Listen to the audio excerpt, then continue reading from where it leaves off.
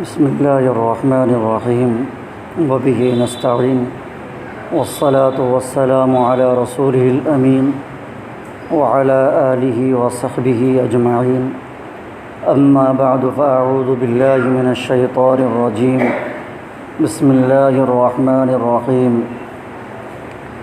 لقد كان لكم في رسول الله أسوة حسنة لمن كان يرجو الله واليوم الآخر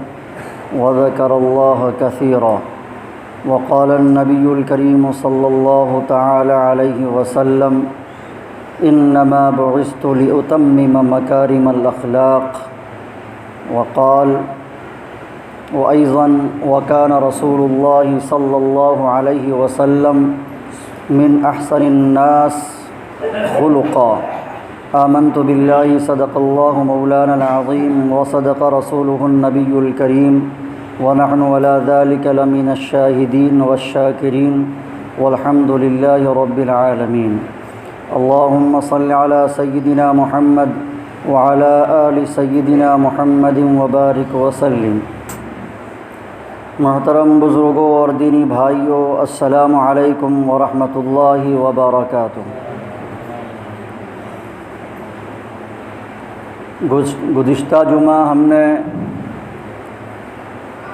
نبی کریم علیہ الصلاۃ والتسلیم کی سیرت کا ایک پہلو یعنی سیاسی زندگی اور قائدانہ کردار کو بیان کیا۔ عنوان تھا آپ صلی اللہ علیہ وسلم بحیثیت سیاستداں۔ آج بھی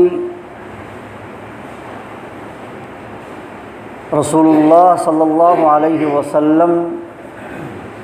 کی زندگی کو بیان کیا جائے گا، لیکن وہ پہلو ہے عفو درگزر کا، وہ پہلو ہے اخلاق حسنہ کا، وہ پہلو ہے حلم و بردباری کا۔ اور ہم نے یہ بتایا تھا کہ سیرت النبی صلی اللہ علیہ وسلم کا جو موضوع ہے، عنوان ہے، یہ ایک ایسے سدا بہار گلشن کی مانند ہے جس گلشن کی آبیاری اور آبپاشی ہر ایک مالی نے اپنے ذوق اور اپنے شوق کے مطابق کیا ہے۔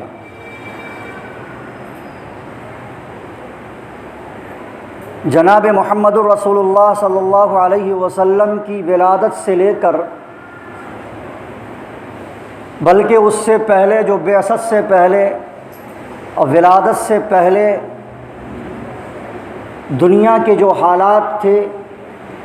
ان کو بھی بیان کیا ہے مورخین نے، اور آپ کی 63 سالہ زندگی کیسی تھی اس کو بھی بیان کیا ہے، اور تفصیل کے ساتھ قرآن و حدیث کے اندر خاص طور سے احادیث میں اس کا ذخیرہ موجود ہے، آثار میں موجود ہیں۔ آپ کے متبعین، آپ کے پیروکار، آپ کے اصحاب نے آپ کے ایک ایک ادا کو نقل کیا ہے، ذہن نشی کر کے دوسروں کو بتایا ہے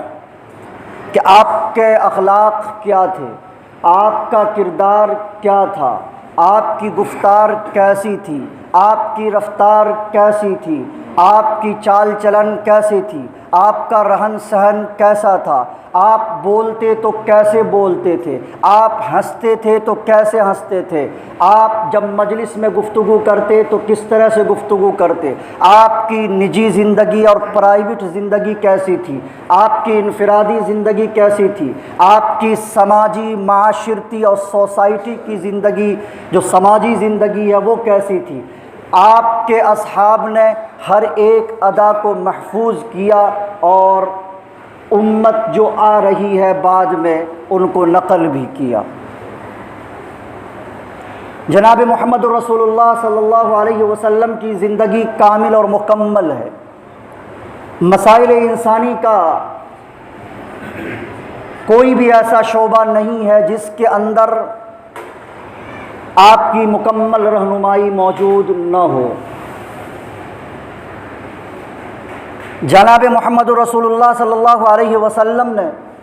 ہر موقع سے اپنے ماننے والے کو، اپنے متبعین کو ایک رہنما اصول دیا ہے۔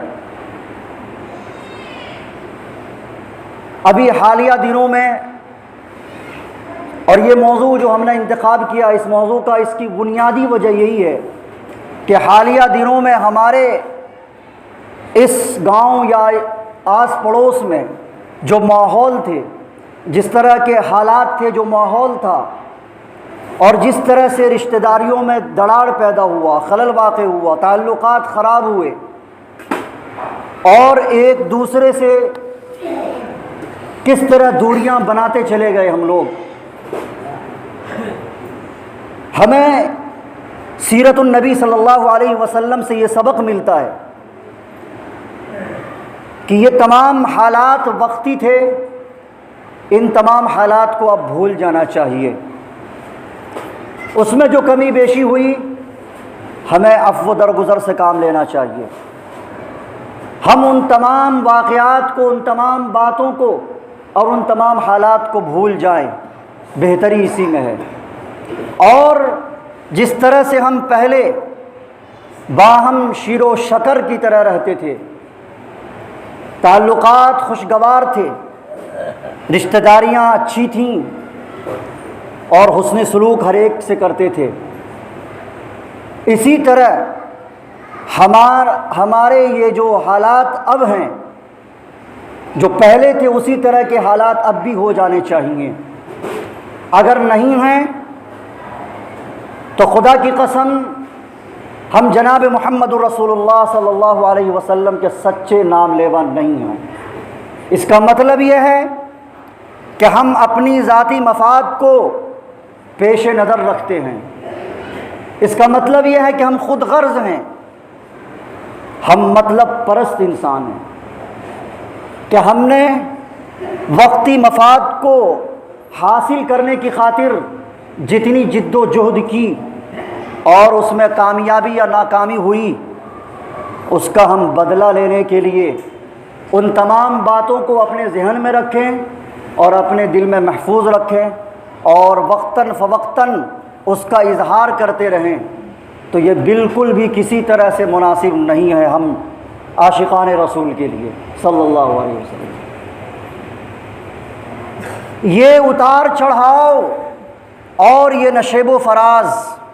قیامت کی صبح تک رہیں گے۔ حالات بدلتے رہتے ہیں، وَتِلْكَ الْأَيَّامُ نُدَاوِلُهَا بَيْنَ النَّاسِ، حالات کبھی کسی کے موافق ہوتے ہیں اور کبھی کسی کے خلاف ہو جاتے ہیں۔ یہ دنیا کا دستور ہے، یہ نیچر کا قانون ہے۔ کوئی یہ جو سمجھتا ہے کہ حالات ہمیشہ میرے ہی موافق رہے گا، تو یہ خیال است و محال است و جنون۔ وَلَوْلَا دَفْعُ اللَّهِ النَّاسَ بَعْضُهُمْ بِبَعْضٍ لَفَسَدَتِ الْأَرْضُ، اللہ تعالیٰ نے قرآن کریم میں ارشاد فرمایا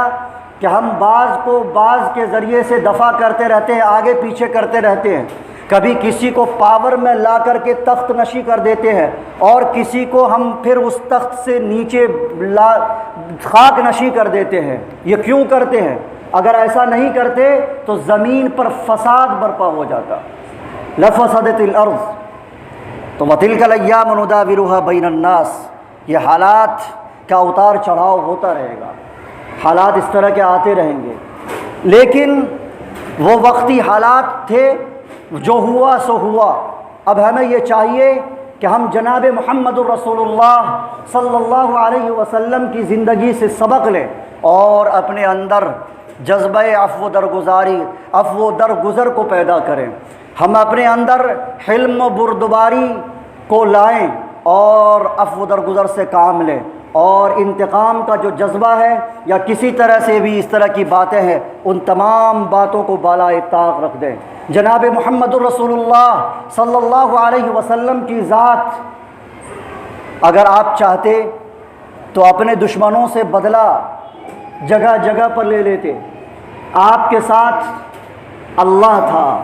آپ کے ساتھ اللہ کی ایک مخلوق فرشتے تھے، اور وہ آپ کے ارد گرد ہمیشہ رہتے تھے۔ طائف کا واقعہ آپ نے سنا ہے، طائف کے واپسی پر وہ پیشکش یا کو یاد کیجئے جب فرشتہ حاضر ہوا اور آپ کو وہ مژدہ سنایا کہ اللہ نے یہ پیغام بھیجا ہے، اللہ نے یہ کہا ہے، چاہتے تو اسی وقت کہہ دیتے کہ ہاں ان دونوں پہاڑوں کو ملا دو، تاکہ یہ ساری کی ساری بدتمیزی کرنے والے لوگ اور یہ مخلوق پس جائیں اس میں۔ میرے ساتھ جو بدتمیزی کرے گا اس کا انجام یہی ہوگا، دنیا کو یہ بتا دیا جائے۔ چاہتے تو ایسا کر لیتے، لیکن کیا کہا؟ اللہم اہدی قومی فإنہم لا یعلمون، اے اللہ میری قوم کو ہدایت فرما، اس لیے کہ یہ جانتی نہیں ہے، یہ میری قوم ابھی ناآشنا ہے، اسے یہ پتہ نہیں کہ ایک نبی کا اور ایک رسول کا مقام کیا ہوتا ہے۔ اور فرشتوں سے کہا کہ نہیں، اگر یہ ایمان نہیں لاتی ہے تو اس کی جو نسل آ رہی ہے وہ ایمان لے آئے گی۔ اور پھر واقعہ یاد کیجئے، آپ 40 سال اسی مکہ کی سرزمین پر رہے، 40 سال تک آپ کی راست بازی، آپ کی پاک بازی اور آپ کے چال چلن، آپ کی رفتار اور گفتار کو دیکھ کر اس سماج اور معاشرے کے لوگوں نے آپ کو صادق اور امین کہا، لیکن اعلان نبوت کے بعد وہ سب کے سب مخالف ہو گئے، طرح طرح سے ستایا، آپ کے اصحاب کو ستایا، وہ مکہ کی پتھریلی زمین پر الٹا لیٹا کر سینوں پر اور پشت پر پتھر رکھ دیا کرتے تھے بھاری بھاری کہ یہ الٹ نہ سکے، آگ کے انگاروں پر ان کو لٹایا گیا۔ لیکن یاد کیجئے اور قربان جائیے جناب محمد الرسول اللہ صلی اللہ علیہ وسلم کی ذات اقدس پر کہ فتح مکہ کا موقع ہے، جناب محمد الرسول اللہ صلی اللہ علیہ وسلم فاتحانہ انداز میں مکہ میں داخل ہو رہے ہیں۔ دنیا کے بادشاہوں کا دستور ہے، دنیا کے ڈکٹیٹرشپ کا یہ دستور ہے، دنیا کے ایک آمر کا یہ قانون ہے اور اس کا طریقہ ہے کہ جب وہ فاتحانہ کسی علاقے میں داخل ہوتا ہے تو غرور و تکبر کے ساتھ داخل ہوتا ہے۔ لیکن تاریخ کی کتابوں میں لکھا ہے، آپ کے اصحاب نے نقل کیا ہے، سیرت نگاروں نے لکھا ہے کہ جناب محمد الرسول اللہ صلی اللہ علیہ وسلم جب مکہ میں داخل ہو رہے تھے تو آپ اونٹ پر یا گھوڑے پر سوار تھے اور آپ کی گردن جھکی ہوئی تھی، اور صحابہ کرام نے نعرہ لگایا۔ نعرہ کیا لگایا کہ الیوم یوم الملحمہ، آج تو بدلے کا دن ہے۔ ان کفار مکہ نے اب تک ہم پر جو ظلم و ستم کیے ہیں ان ظلم و ستم کے بدلہ لینے کا موقع آ گیا ہے۔ الیوم یوم الملحمہ، آج بدلے کا دن ہے، آج ایک ایک کا حساب ہم چکتا کریں گے۔ جیسے ہی یہ صدا اور یہ آواز محبوب کائنات جناب محمد الرسول اللہ صلی اللہ علیہ وسلم کے کان میں پڑی تو آپ نے فرمایا لا لا نہیں، الیوم یوم المرحمہ، نہیں، آج تو رحمت کا دن ہے، شفقت کا دن ہے، آج ہم شفقت کا معاملہ کریں گے، رحمت کا معاملہ کریں گے۔ جناب محمد رسول اللہ صلی اللہ علیہ وسلم صحن کعبہ میں داخل ہوتے ہیں، اس سے پہلے ہی اعلان کر دیتے ہیں کہ جو سفیان کے گھر میں داخل ہوگا، من دخل بیت سفیان فہو آمن، وہ بھی مامون ہو جائے گا، جو فلاں کے گھر میں داخل ہو جائے گا وہ معقول ہے، من کیا کہتے ہیں جو کہ اپنے دروازے کو بند کر لے گا وہ بھی مامون ہو جائے گا، جو بھاگ رہا ہے اس کا تعاقب نہیں کیا جائے گا وہ بھی مامون ہے، سوائے ایک دو آدمی کے جس کے بارے میں یہ اعلان کر دیا گیا تھا کہ اگر ان کو دیکھا جائے تو پکڑ کر لایا جائے تاکہ ان کا حساب چکتا کر دیا جائے، چونکہ وہ بہت بدماش تھے، بہت شریر تھے۔ جب آپ صحن کعبہ میں داخل ہوتے ہیں، سرداران قریش وہاں موجود ہے، کفار مکہ موجود ہے، جناب محمد رسول اللہ صلی اللہ علیہ وسلم دیکھتے ہیں، دیکھنے کے بعد ان لوگوں سے یہ کہتے ہیں تمہارا کیا خیال ہے، آج میں تمہارے ساتھ کیسا برتاؤ کروں گا؟ کفار مکہ سرداران قریش آپ کی آواز میں نرمی کو محسوس کر لیتے ہیں، کہتے ہیں آپ تو کریم ہیں، آپ تو رحیم ہیں اور آپ کریم زادہ ہیں، آپ تو رحم ہی کر سکتے ہیں، آپ سے رحم ہی کی امید کی جا سکتی ہے۔ آپ صلی اللہ علیہ وسلم نے اعلان کیا لا تثریب علیکم اليوم اذهبوا وانتم الطلقاء، آج تم پر کوئی دار و غیر نہیں، کسی طرح کی کوئی لعنت ملامت نہیں، کوئی طعن و تشنیع نہیں، جاؤ سب کے سب چلے جاؤ، تم سب کے سب آزاد ہو۔ ایک موقع پر حاتم طائی کی بیٹی آتی ہے، حاتم طائی کا نام آپ نے سن رکھا ہے، صفانہ نام ہے اس لڑکی کا۔ وہ آتی ہے، سر پہ دوپٹہ نہیں،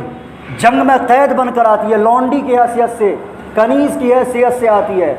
باندی کی حیثیت سے جناب محمد رسول اللہ صلی اللہ علیہ وسلم کے دربار میں لائی جاتی ہے۔ جب وہ آتی ہے، سر پہ دوپٹہ نہیں ہے، آپ صلی اللہ علیہ وسلم اپنے کاندھے سے رحمت کی چادر اتار کر بلال حبشی کو کہتے ہیں کہ جاؤ اس کے سر پہ دوپٹہ ڈال دو، یہ چادر ڈال دو۔ جناب محمد رسول اللہ صلی اللہ علیہ وسلم کہ یہ کہنے کے بعد بلال حبشی کہتے ہیں کہ یہ تو کافر کی بیٹی ہے، یہ تو اپنے مخالف کی بیٹی ہے، آپ اس کو چادر عطا کر رہے ہیں۔ تو حضرت جناب نبی کریم صلی اللہ علیہ وسلم نے ارشاد فرمایا، غور کرنے کا مقام ہے کہ چاہے وہ مخالف کی بیٹی ہو یا غیر مسلم کی بیٹی ہو یا کسی کافر کی بیٹی ہو، بیٹی بیٹی ہوتی ہے، چاہے اپنی ہی ہو یا دوسرے کی ہو،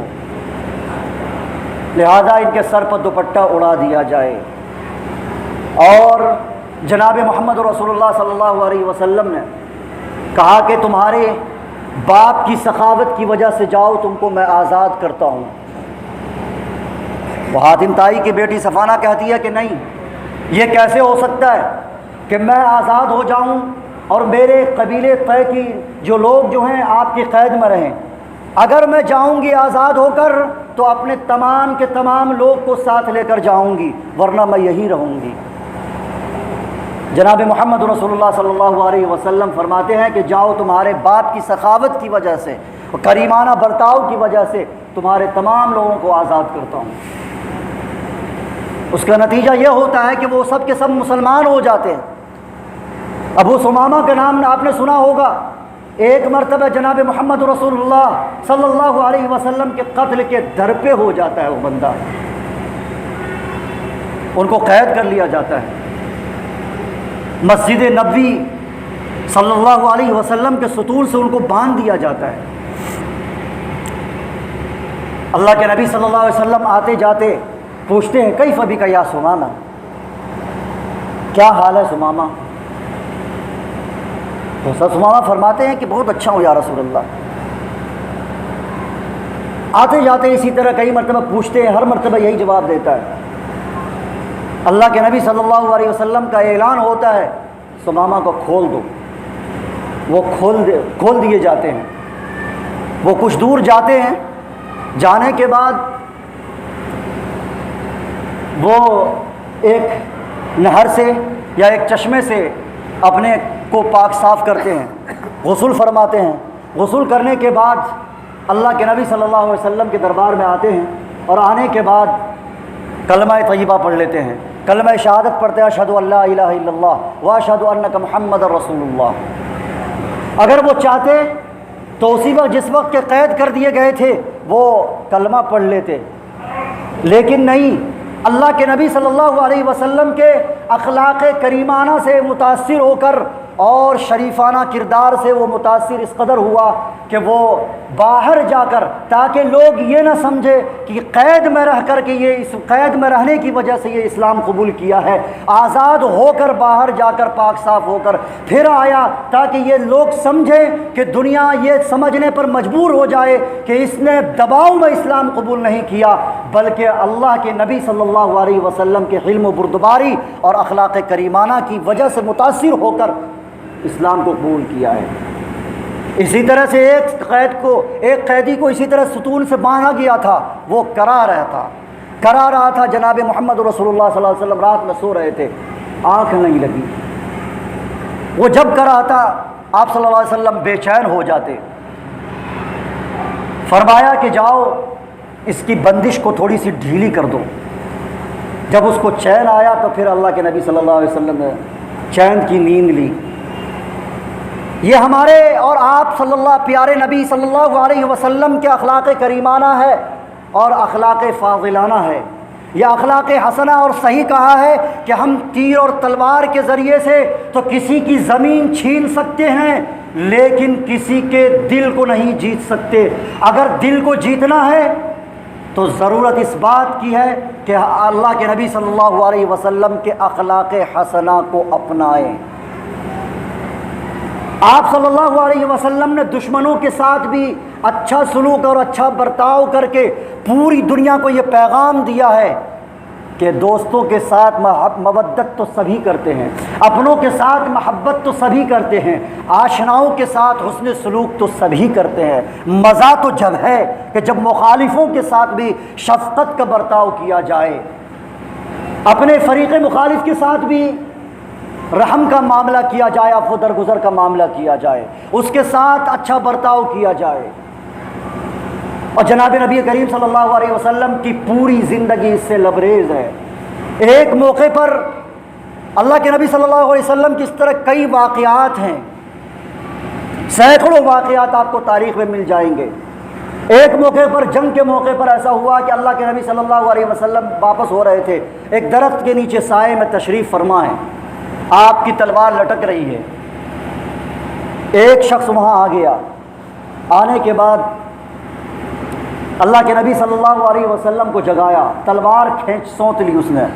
اور کہا کہ اے محمد صلی اللہ علیہ وسلم بتاؤ تمہیں میرے ہاتھ سے اب کون بچائے گا؟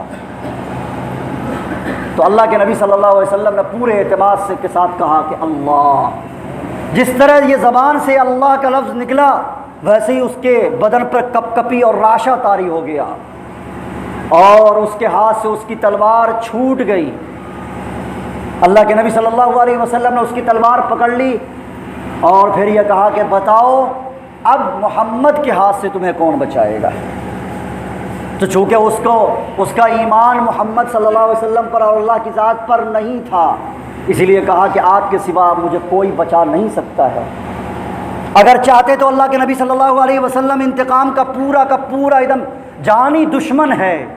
اپنے سماج اور معاشرے میں ہم بھی کبھی غور کر کے دیکھیں کہ کوئی بھی انسان اگر میرے ساتھ، اگر آپ کے ساتھ، کسی کے ساتھ بھی اس طرح کا برتاؤ کر رہا ہے کہ ہم چل رہے ہوں، اکیلے میں تنہائی میں وہ میرے سامنے آ جاتا ہے یا آپ کے سامنے آتا ہے اور قتل کے در پہ ہو جاتا ہے کہ گولی مار دیں گے اب ہم تمہیں، لیکن وہ کسی طرح سے بچ کر نکل جاتا ہے، تو انتقام کا جذبہ کس طرح کا ہوگا؟ یا اسی موقع سے وہ بندوق اس کے ہاتھ لگ جاتی ہے تو کیا وہ اپنے فریق مخالف کو چھوڑ دے گا؟ وہ اپنے جانی دشمن کو جتنا چاہے گا جلدی نمٹا کر کے کام تمام کر دے گا۔ یہ میرا اور آپ کا جذبہ ہوگا ایسے موقع پر، لیکن قربان جائیے جناب محمد رسول اللہ صلی اللہ علیہ وسلم کی ذات پر کہ آپ نے عفو درگزر سے کام لیا اور کہا جاؤ تم آزاد ہو۔ ایک مرتبہ ابن اسود جو جناب نبی کریم صلی اللہ علیہ وسلم کی صاحبزادی جو حاملہ تھی، حضرت زینب رضی اللہ عنہا حاملہ تھی، اتنا زور سے وار کیا تھا اس نے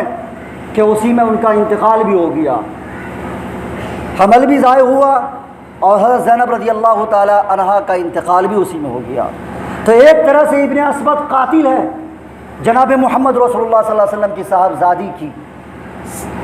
کا قاتل ہے، لیکن اس کے باوجود ابن اسود نے جب آپ کے دربار میں حاضری دی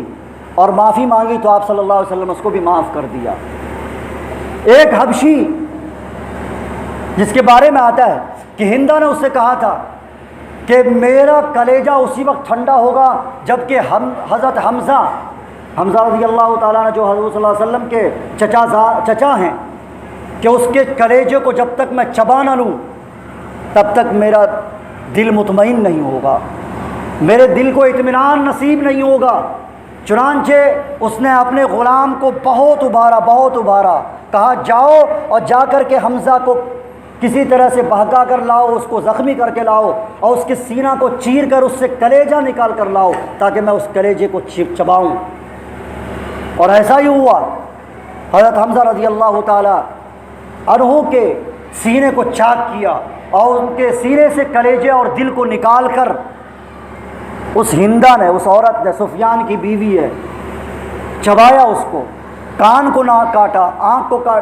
پھوڑ دیا، ناک کو کاٹ دیا، اس کے ہار بنا کر گلے میں لٹکائے اس نے۔ اتنی بڑی قاتلہ ہے۔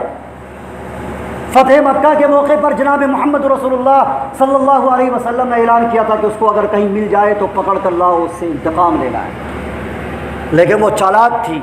برقع پہن کر جناب محمد رسول اللہ صلی اللہ علیہ وسلم کے دربار میں آ گئی، لیکن اگر چاہتے تو اس وقت بھی انتقام لے لیتے، لیکن جب جناب محمد رسول اللہ صلی اللہ علیہ وسلم کے دربار میں آ گئی اور اس نے یہ کہا کہ میں ایمان لانا چاہتی ہوں، اے اللہ کے نبی، آپ کے خیمے سے بدتر کوئی خیمہ نہیں تھا اب تک، لیکن اب جب کہ آپ کے دربار میں آئی ہوں تو آپ کے خیمہ سے بہتر کوئی خیمہ نہیں ہے، لہذا میں اسلام قبول کرنا چاہتی ہوں، ایمان لانا چاہتی ہوں۔ جناب محمد رسول اللہ صلی اللہ علیہ وسلم نے ایسی عورت کو بھی معاف کر دیا اور کہا جاؤ میں تمہیں معاف کرتا ہوں۔ ہم اور آپ بھی کبھی اپنے گریبان میں جھانک کر دیکھیں کہ کیا ہمارا بھی جذبہ اسی طرح کا ہے، کیا ہمارا بھی طریقہ اسی طرح کا ہے، کیا ہم بھی اپنے سماج اور معاشرے میں اسی طرح زندگی گزار رہے ہیں؟ ہم اس فراق میں رہتے ہیں کہ کبھی فریق مخالف کی کوئی ادنا سی غلطی بھی سامنے آئے تو اس کو ہم منظر عام پر لے آئیں، اس کو بدنام کر کے چھوڑیں، اس کی عزت کی چادر کو تار تار کر دیں۔ ہمیشہ اس طاق میں رہ کے لگے رہتے ہیں کہ کس طرح سے اس کو ہم نیچے کر دیں، یہ بہت اچھل کود رہا ہے، کسی طرح سے یہ ترقی کر رہا ہے، بہت اوپر جا رہا ہے، کس طرح سے ہم اس کو نیچے کریں، کس کے ذریعے سے، کہاں سے اس کا کنیکشن جڑا ہوا ہے، اس کنیکشن کو کاٹ دیا جائے۔ کیا ہمارے سماج اور معاشرے میں اس طرح نہیں ہو رہا ہے؟ پھر جناب نبی کریم صلی اللہ علیہ وسلم کے ہم نام لیوا کیسے نام لیوا ہیں؟ ہم اپنے گھروں کے اندر رہیں تو اسی طرح رہیں، اپنے سماج میں رہیں تو اسی طرح رہیں، ہماری نجی زندگی اور ہماری اجتماعی زندگی دونوں برابر ہو، تضاد کا کے حامل نہ ہو۔ بعض لوگوں کی زندگی، نجی زندگی بہت کھردرے پن لیے ہوئے ہوتی ہے اور اجتماعی زندگی بہت باوقار ہوتی ہے، ان کی مجلس بہت اچھی مجلس ہوتی ہے، لیکن گھریلو زندگی بہت خراب ہوتی ہے اس کی۔ یہ تضاد کی حامل نہ ہو، دونوں زندگی ظاہر اور باطن تمام پوری دونوں کی دونوں زندگی یکساں ہو۔ ہم عفو درگزر سے کام لیں، جہاں تک امکان ہو ہم عفو درگزر سے کام لیں۔ تو یہ جو حالات اب صورتحال ہے، ان صورتحال کو بدل جانا چاہیے، ان حالات کو بدل جانا چاہیے۔ رشتہ داریاں پہلے طرح کی قائم رہنی چاہیے، تعلقات پہلے جو تھے وہی ہونے چاہیے۔ ایک شاعر نے کہا، نوازبندی ہے، آخر میں وہ شعر سنا کر کے بتا دوں کہ اختلاف ہوتے رہتے ہیں، اختلافات ہوتے رہتے ہیں، آنا جانا تھا آتے جاتے تو رشتہ داری میں آنا جانا پہلے بھی تھا، اب بھی آنا جانا باقی رکھیے، تعلقات پہلے بھی استوار تھے اب بھی استوار رکھیے۔